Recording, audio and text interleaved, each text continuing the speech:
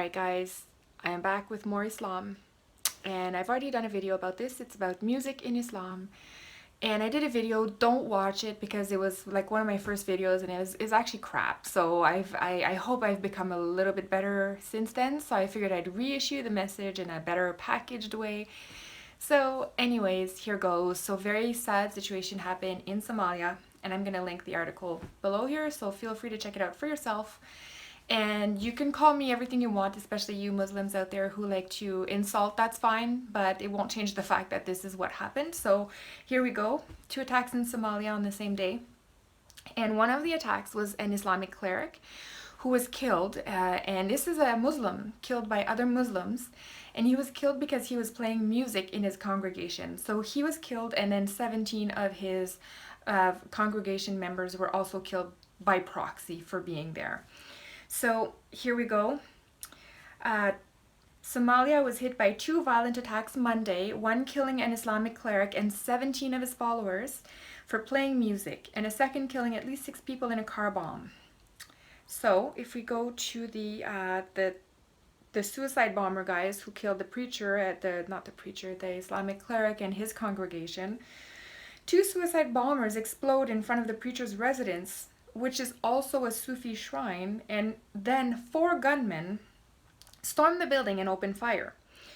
So the reason I'm bringing this up today is because we know that Justin Trudeau, who is the Prime Minister of Canada, is about to go and sign the UN Migration Pact in about 5 days from now, and what that's going to do is make all forms of migration across the world legal, even if it's illegal currently. So it's a big deal, and it's also going to suppress, there's clauses in there to suppress free speech and media, and they're going to re-educate the media in a Soviet-style gulag camp to say, this is how you're going to talk about migrants. We're going to give you the talking points. We're going to give you the words to use, and we're going to tell you when to use it in what context.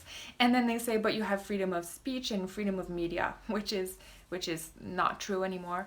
So anyways, just to give you an idea, these Islamic terrorists who went and killed, because under Islam you are not allowed to listen to music. It is considered to be haram, which is not permissible. These people are going to come here. So they're going to go to Europe, they're going to come to Canada, they're going to come to the United States, and now we're going to be in a position where we're not allowed to criticize their way of life. So I want you guys to just think about this. Think about how it's going to impact your life if you listen to music in your country, and this is applicable to anybody in the West. You listen to music today. Now you're going to have a bunch of people dumped in your country that have more rights than you to be there all of a sudden, and they are more protected, they're more helped, they will receive more money than you do as your own citizen in your own country. And now they're going to start committing attacks like that on you. So they're killing other Muslims in Somalia right now because these Muslims were listening to music, they're not following the Sharia. What do you think these people are going to do when they come here? Do you think they're going to say, oh, it's okay, you guys listen to music here, we're going to let that go? Or do you think they're going to want to bring in their Sharia? Of course, this is a rhetorical question because we already know that Islam is a supremacist religion, and it's a political system, and it's here to take over. It's not here to play nice and to have interfaith dialogue. It is absolutely here to take over, and it is the exact premise of being a Muslim. You're supposed to convert, and you're not supposed to stop people converting and either killing or converting people until God has made Allah victorious above all others.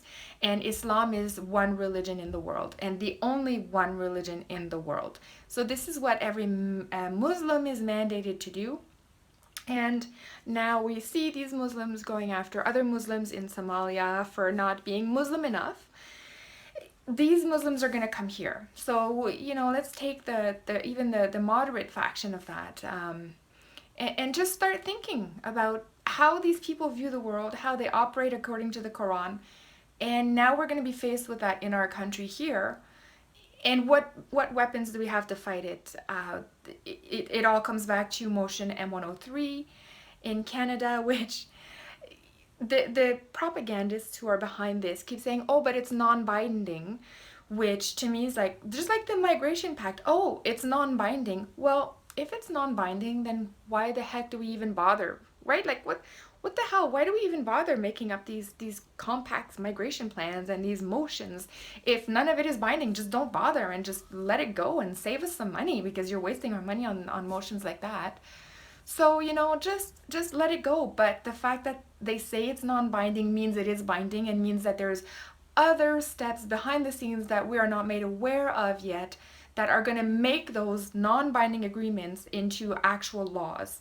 So it's just, the non-binding is just something that they say, and it's basically code for just don't question it. Don't question it. Go about your life. It's non-binding. Don't even worry about it. And then while we're not worried and we sleep at the wheel, they're gonna behind the scenes work on how they can make this a legally enforceable motion. So, you don't have to take my word on this whole music thing in Islam. I was curious, what the imam down the street from me says. Like, actually, the imam down the street, what does he think of music, right? He's here. He should be integrated to Canadian society. He should be used to, how we live our life here. What does he have to say? So I'm not even going to tell you. I'm just going to let this guy speak. So you can see what he says, and you can judge for yourself.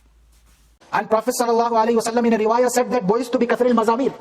I have been sent to humankind to break those instruments of music that was common in the time of Prophet ﷺ, though they were not as advanced as we have today. Maybe they were not as effective as the instruments of today. But since what it means that the objective of the advent of Prophet ﷺ is tazkiyah, to clean the hearts, to purify the hearts.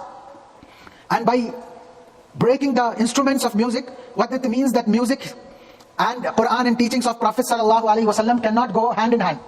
They are two separate things. When Prophet ﷺ wants to establish something that is good, that means a thing that Prophet ﷺ did not like should be removed.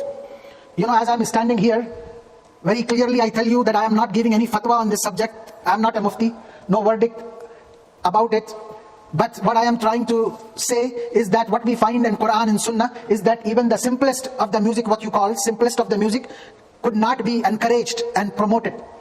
It is especially in today's society, the musics and songs, they are that vulgar, that explicit, and that much invitation to sins and wrong, and that shameless, that no mind that recites Quran, though no mind that values the life of Prophet ﷺ, and those values he cannot go with that kind of song, with that kind of music.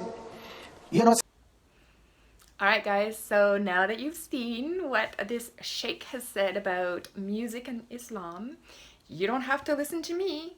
And me, myself, I only listen to Muhammad and Allah when it comes to Islam.